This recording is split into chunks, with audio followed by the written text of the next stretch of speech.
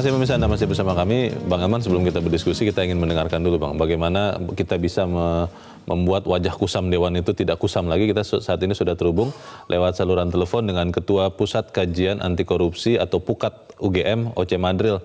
Bung Oce, selamat pagi. Selamat pagi, Bung Leo. Ya, Bung Oce, soal korupsi anggota Dewan, baik di pusat maupun daerah, sebetulnya kalau saya lihat bukan barang baru, ini barang lama sekali. Tetapi kita akhirnya terkonfirmasi setelah dikatakan oleh Wakil Ketua KPK di depan DPR bahwa memang DPR ini salah satu institusi yang paling korup.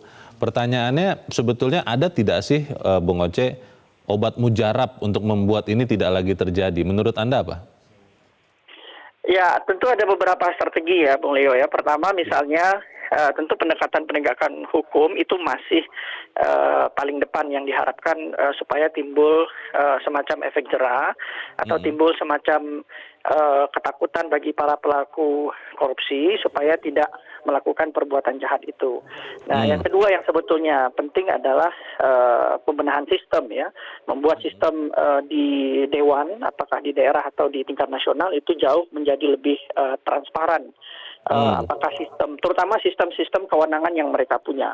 Nah, yang terakhir ini yang menurut saya juga sangat penting dan masih dilupakan selama ini adalah terkait bagaimana partai-partai politik itu memiliki komitmen supaya untuk menjaga para anggotanya begitu, mengawasi para anggota dan membuat semacam fakta integritas anti korupsi bagi mereka yang akan duduk di dewan gitu. Bung Oce, dengar-dengar katanya untuk jadi anggota dewan terutama di pusat, tapi saya rasa di daerah juga mirip. Itu sekarang butuh uang yang jumlahnya besar, miliaran, puluhan miliar. Nah, logikanya kalau kemudian orang sudah, kalau itu benar, masuk ke dewan dengan biaya yang luar biasa besar begitu, apa yakin mereka tidak akan korupsi? Oh iya betul, memang itu faktanya demikian ya. Datanya memang menunjukkan bahwa untuk menjadi wakil rakyat di tingkat lokal dan tingkat nasional itu membutuhkan dana yang sangat besar. Dan memang angka dana yang dibutuhkan itu tidak logis kalau kita bandingkan dengan pendapatan resmi yang akan mereka terima. Jadi dari sisi dana kampanye atau biaya yang dikeluarkan itu memang sebetulnya koruptif ya ininya. Karena tidak sebanding dengan pendapatan yang akan didapatkan gitu. Jadi memang akan berat godaan ketika mereka masuk pada wilayah wakil rakyat begitu. Bisa tidak untuk mencegat kemudian katakanlah misalnya itu sudah lolos begitu ya, tapi ketika sudah ada di dalam dewan ya kita cegat supaya tidak korupsi, bisa tidak Bung Oce? Ya tentu bisa saja. Bisa ya? Halo? Adalah terkait dengan jual beli kewenangan karena mungkin itulah yang bisa dilakukan ya, kewenangan legislasi, kewenangan anggaran ya. Jadi semua kewenangan itu yang harus dibuat transparan. Itu tadi yang saya sampaikan bahwa parlemen harus menawarkan sesuatu yang baru pada periode ke depan. Apa sistem yang transparan dan akuntabel yang akan mereka terapkan. Kita harap anggota dewan yang baru berarti ya Bung Oce ya bisa melakukan ini ya. Iya, kita berharap pada dewan yang baru tentunya. Yang lama ini kan sebentar lagi berakhir gitu. Oke. Baik, kita harapkan ada harapan baru karena kita lihat juga banyak orang-orang baru yang masuk ke dewan. Semoga mimpi ini bisa menjadi kenyataan. Terima kasih Bung Oce Madril sudah mencerahkan kami pagi ini. Selamat pagi Bung Oce. Bang Elman, pertanyaannya adalah apa iya dengan anggota-anggota baru yang nanti akan dilantik, kemudian kita bisa membuat wajah kusam ini tidak lagi kusam? Ya, harapan kita seperti itu. Harapan kita apa yang sudah terjadi di masa lalu dan masa sekarang ya, jangan terulang lagi untuk periode akan datang. Menurut saya, apa yang dipaparkan oleh Wakil Ketua KPK Pak Situmorang di rapat terbuka ya di DPR itu mestinya harus bisa menjadi cambuk ya, menjadi peringatan juga buat anggota DPR yang akan datang. Jadi kan jarang terbuka seperti ini kan, biasanya kan dirilis. Kalau ini terbuka, dinyatakan di depan Komisi 3 DPR kan gitu kan. Itu kan di depan forum DPR keseluruhan kan. Nah, oleh karena itu, memang yang paling utama sebetulnya yang harus kita tanamkan kepada anggota DPR ini perasaan malu dulu. Nah, ini yang saya khawatir. Ketika perasaan malu untuk melakukan tindakan korupsi tidak ada lagi, kita dorong, kita ingatkan, kita ancam pun pasti mereka tidak ada efeknya. Tidak efeknya. Apalagi kan seperti yang Anda tanya tadi kepada Pak Oce tuh, memang masuk anggota DPR itu kan biaya mahal kan. Betul. Tetapi menurut saya biaya mahal tidak menjadi alasan untuk berbuat tindakan korupsi. Gitu ya. Nah, kenapa? Ya kalau tahu mahal, kenapa mau jadi anggota DPR? Kan rakyat akan balikan begitu. Ya udah tahu mahal, kok you masih mau jadi calon? Kok you mau masih berlaga di lapangan? Ya kalau tahu mahal tidak mau mahal, ya jangan. Nah, harapan kita sebetulnya setiap kader partai yang duduk di DPR, yang akan duduk di DPR itu adalah ya jangan lagi cari makan gitu, apalagi untuk balik modal gitu kan. Kalau balik modal pasti korupsi. Kan nggak masuk akal. Katakanlah kalau dia mengeluarkan biaya 10 M misalnya, katakan ini betul benar ya. Nah, kalau 10 M kan tidak masuk akal dia bisa mengambilkan 10 M karena mengandalkan pendapatannya per bulan kan. Tidak sampai segitu itu ya dalam 5 tahun. Katakanlah kalau dia dapat 150 juta net per bulan. Lah kalau 5 tahun kan paling 9 M, tekor 1 M kan gitu kan. Nah, dari awal. Nah, oleh karena itu apa yang disampaikan oleh KPK dalam forum terbuka kemarin itu, ini mestinya harus menjadi peringatan kepada yang sekarang dan kepada yang akan datang. Pertanyaannya begini Bang, bagaimana dengan efek jera? Karena kalau kita lihat bahkan ketuanya saja kan pernah DPR ini ditangkap karena korupsi, tapi kok setelah itu masih terus terjadi. Nah, pertanyaannya adalah efek jera. Banyak orang yang mengatakan harus dihukum mati saja seperti di Tiongkok, tapi sebagian orang mengatakan itu belum tentu efektif. Ada alternatif hukuman sebetulnya. Kalau untuk anggota dewan bisa dimiskinkan, tindak pidana pencucian uang dibuktikan di situ, lalu juga ada hukuman tambahan dicabut hak politiknya. Kalau banyak orang mengatakan dua ini nih yang paling ditakuti anggota dewan, karena kalau itu dilakukan, dibebankan, dia tidak bisa maju lagi. Nah itu bagaimana Bang? Kalau menurut saya gini, mungkin perlu juga dikaji ya ke depan. Kalau ada anggota DPR pusat, DPR RI maupun DPRD kabupaten kota sama provinsi yang tertangkap OTT korupsi, katakanlah misalnya dikasih hukuman minimal 20 tahun gitu ya. 20 tahun dan hak politiknya dicabut seumur hidup gitu kan. Tapi yang terjadi kemarin, Anda bayangin, ada yang sudah terbukti dan sudah pernah dipenjara korupsi, masih calon anggota DPR, terpilih lagi. Lolos lagi. Nah, ada yang kepala daerah juga sama gitu. Nah, di sini menurut saya inti persoalannya adalah di pimpinan partai misalnya. Nah, pimpinan partai harus memberikan garis keras bahwa seluruh kader yang ada di DPR tidak boleh melakukan tindakan tercela seperti korupsi. Tapi itu kembali dipertanyakan Bang, karena konon katanya untuk bisa punya nomor tertentu pada saat mencaleg pun ada sesuatu yang harus diserah terimakan kepada parpol. Tapi kita akan bahas di bagian berikut. Bang Elman dan pemirsa tetap bersama kami. Editorial Media Indonesia segera kembali. Terima kasih pemirsa Anda masih bersama kami. Sebelum kita lanjutkan diskusi kita Bang, kita akan mendengarkan dulu pendapat dari masyarakat. Pemirsa Metro TV, kita sudah terhubung dengan pemirsa Metro TV di Mataram, Nusa Tenggara Barat. Ada Pak Bion Hidayat. Pak Bion, selamat pagi. Selamat pagi Mas Leo. Selamat pagi Pak Bion. Bagaimana Pak, kita bisa tidak lagi melihat gambaran kusam dari anggota dewan yang korupsi ini, menurut Anda seperti apa Pak Bion? Baik, makasih Mas Leo. Jadi begini. Baik. Jadi begini Mas Leo. Pertama saya ucapkan dulu selamat atas terpilihnya Pak Jokowi sebagai Presiden Republik Indonesia ya. Oke. Ya, jadi mindset kita adalah pidana korupsi ini adalah mengacu Undang-Undang 31 tahun 99 junto Undang-Undang 20 tahun 2001 tentang pemberantasan tindak pidana korupsi. Nah, kenapa parlemen anggota DPR menjadi orang yang nomor satu di Republik ini banyaknya korupsi? Karena ini saya sepakat tadi sama Bang Samosir bahwa mereka ini sudah tidak punya moral. Nah, sehingga yang menjadi persoalan Republik kita ini adalah penegakan law enforcement, penegakan hukum. Ya. Dalam pidana korupsi, ini kan harus duduk bersama antara hakim, jaksa, dan kepolisian untuk melakukan pemberantasan korupsi. Ya. Selama ini kita lihat, jaksa sebagai penuntut umum tidak lebih menuntut pidana korupsi ini 5-10 tahun. Jarang tuntutan pidana ringan, korupsi, jarang pidana korupsi dituntut seumur hidup atau hukuman mati. Ya. Padahal KUHP mengatur berhak jaksa penuntut umum untuk melakukan dakwaan hukuman mati. Inilah jalan terbaik untuk melakukan efek jerah bagi pelaku korupsi. Kita bisa tidak mendorong penegakan hukum ini atau penegak hukum ini melaksanakan itu, Pak Bion? Kenapa tidak, Mas Leo? Kita amandemen undang-undang pidana korupsi. Nah, di sini peran DPR, tapi ada political will tidak DPR ini untuk melakukan itu. Karena pelaku korupsi banyakan di parlemen, Mas Leo. Baik. Nah, oleh karena itu, Presiden Republik Indonesia harus melakukan perpu, peraturan pengganti undang-undang.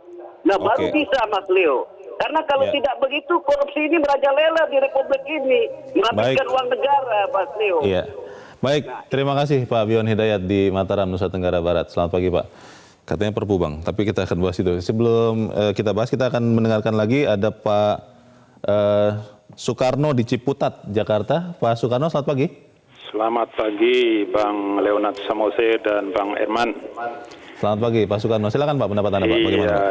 Ini udah berulang-ulang terus ini ya, anggota Dewan dari periode ke periode ada saja makin banyak tidak kapok-kapok melakukan korupsi.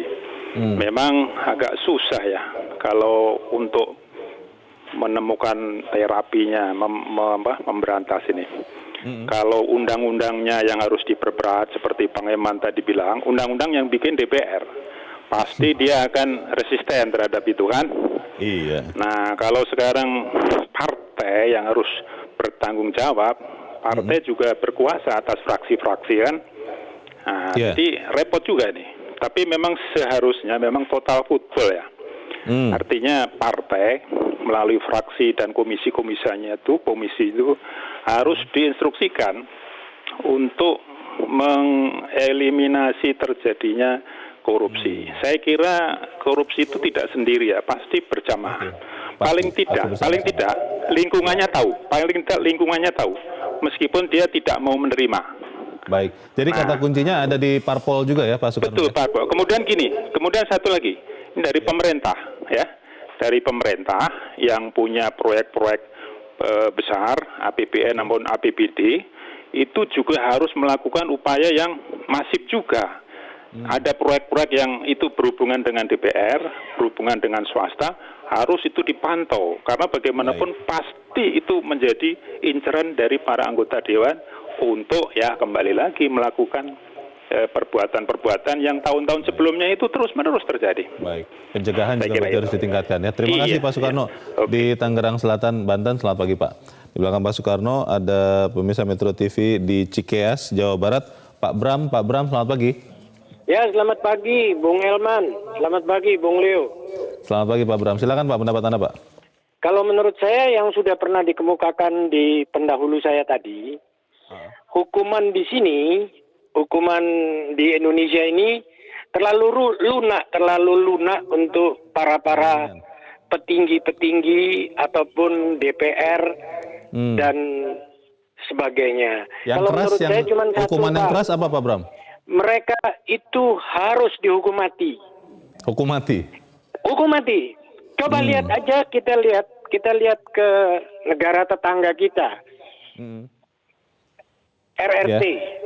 Mereka sekarang sudah nggak peduli siapapun yang mau menjabat di di satu jabatan strategis harus menandatangani, termasuk presidennya.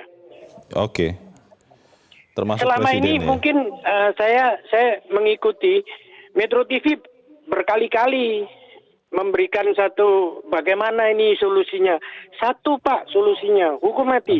Dan satu lagi yang saya mau ingatkan, kalau anggota parpol yang diajukan ataupun anggota parpol yang mengajukan sebagai anggota DPR itu ada uangnya, Pak, untuk parpolnya. Jadi mereka mencari uang.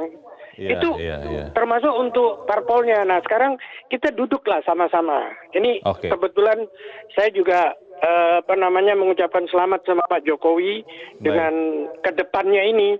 Pak Jokowi duduklah dengan mereka-mereka itu untuk rekonsiliasi sampai ke hukumnya. Baik.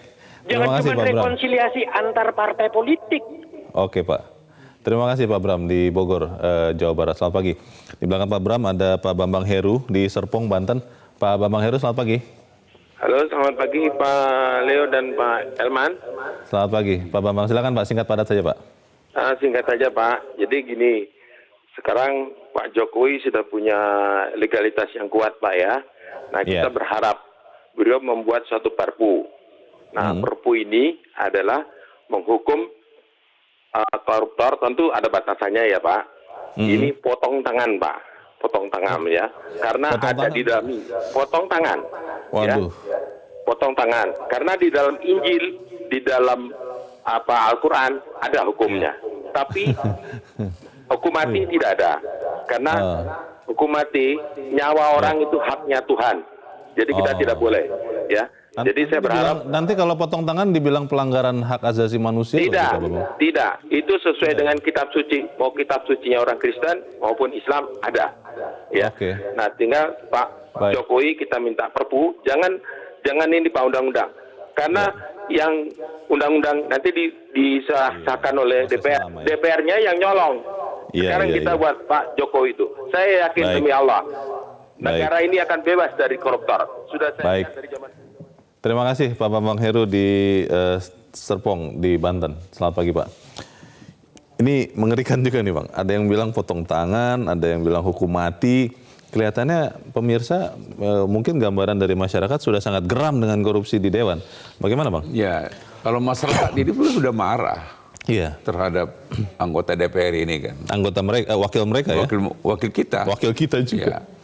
Tapi memang kalau saya melihat sih, kalau melihat pengalaman yang sudah dan yang sekarang, kita tidak bisa berharap banyak juga nih.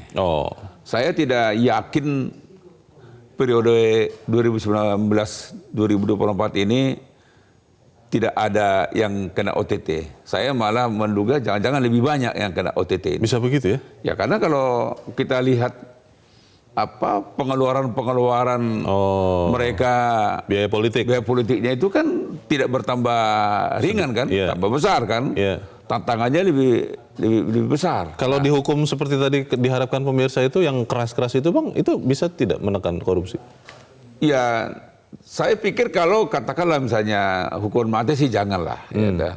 Tapi kalau katakanlah misalnya mereka dihukum minimal 20 tahun aja dan hak politiknya dicabut selama-lamanya, menurut saya itu akan bisa efektif. Efek jerah. Tapi ketika mereka hanya dihukum 2 tahun, bahkan setelah menjalani 2 tahun itu masih boleh nyalek atau bisa ikut pilkada. Nah, ini yang menurut saya tidak mendidik. Ini malah akan membuat mereka ternyata enak juga karena dia udah sempat nyuri, nyolong, katakanlah kalau sampai dia colong 100 M, dia tebus 2-3 tahun di penjara kan nggak ada apa-apanya kan. Nanti dia kembali lagi kan gitu. Nah, menurut saya hukuman itu tidak boleh ringan. Dan kalau boleh juga kalau KPK membuat piket di DPR RI, juga piket di daerah gitu ya, supaya memonitor, terutama di badan anggaran nanti, di banggar anggota DPR itu, ini harus dimonitor, bila perlu 24 jam dimonitor bagaimana perkembangan di sana. Gitu. Kuncinya juga tadi dikatakan oleh pemirsa Bang Elman adalah partai politik dan juga kita sebagai yang memilih mereka. Kita akan bahas itu di bagian berikut dan pemirsa tetap bersama kami, Editorial Media Indonesia segera kembali. Terima kasih pemirsa Anda masih bersama kami, kita di bagian akhir dari diskusi kita pagi ini. Bang Elman tadi ada yang minta parpol dan juga kita rakyat yang memilih, karena kalau kita kemarin tidak memilih kan tidak terpilih juga anggota-anggota Dewan ini. Ini benar-benar bisa efektif tidak membuat DPR kita bersih dari korupsi Bang? Ya pertama yang saya mau sarankan adalah ya mungkin ke depan ya, Iya. untuk pemilihan umum 2024 ya harus muncul kader-kader yang sanggup tidak bayar gitu ya. Terserah mau dipilih bagus, terpilih bagus, nggak apa-apa. Tapi tekadnya ya saya tidak akan mau mengeluarkan uang 1 sen pun. Untuk biaya-biaya siluman itu ya? Pokoknya terserah. Biaya politik nah, gitu. ini harus ada yang memulai dari partai politik gitu ya. Terserah, nggak terpilih juga nggak apa-apa, boleh buat kan. Karena ini kalau tidak, ini tidak bisa kita putus ini mata rantainya. Dan kedua, harapan saya juga Presiden harus mengingatkan kembali kepada seluruh jajarannya. Menteri sampai jajaran terendah di departemen itu agar tidak boleh memberikan uang siluman kepada siapapun, termasuk kepada anggota DPR. Kalau misalnya di dalam DPR-nya marah atau ya katakan marah, memusuhi, nggak apa-apa.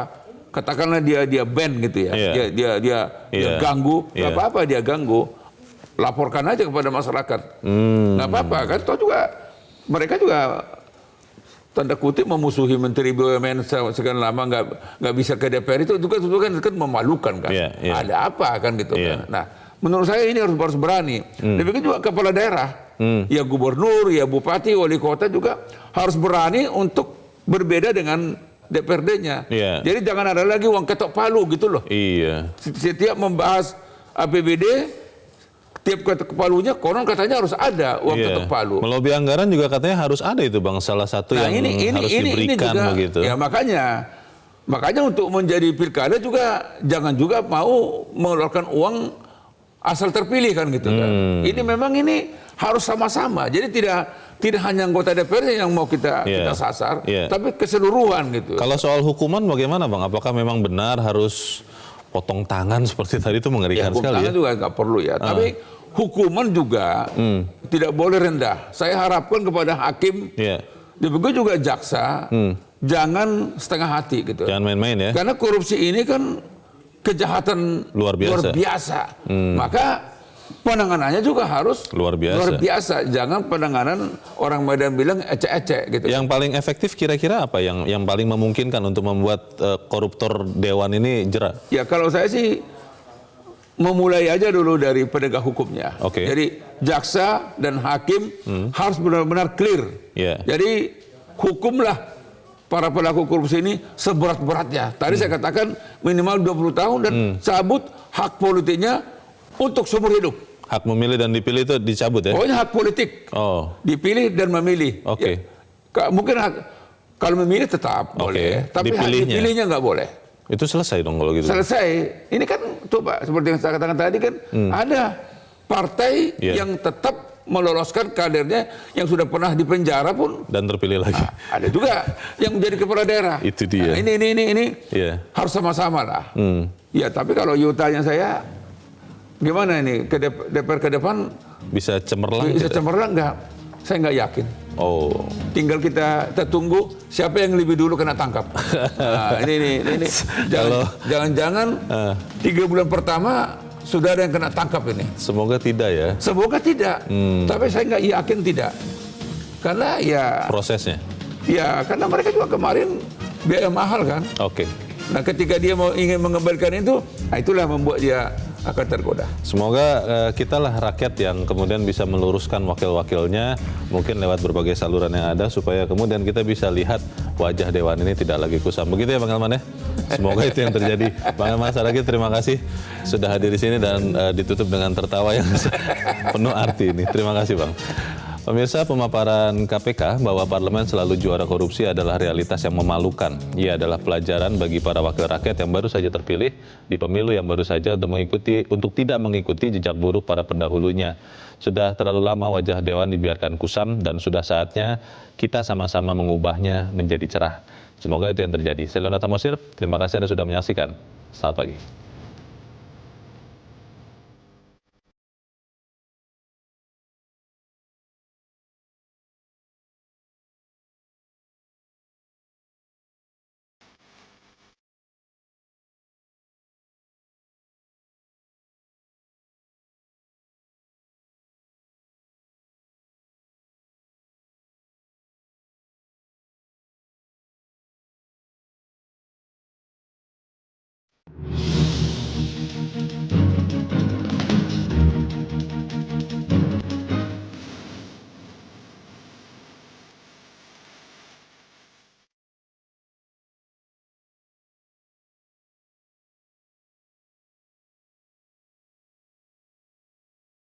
Metro TV, knowledge to elevate.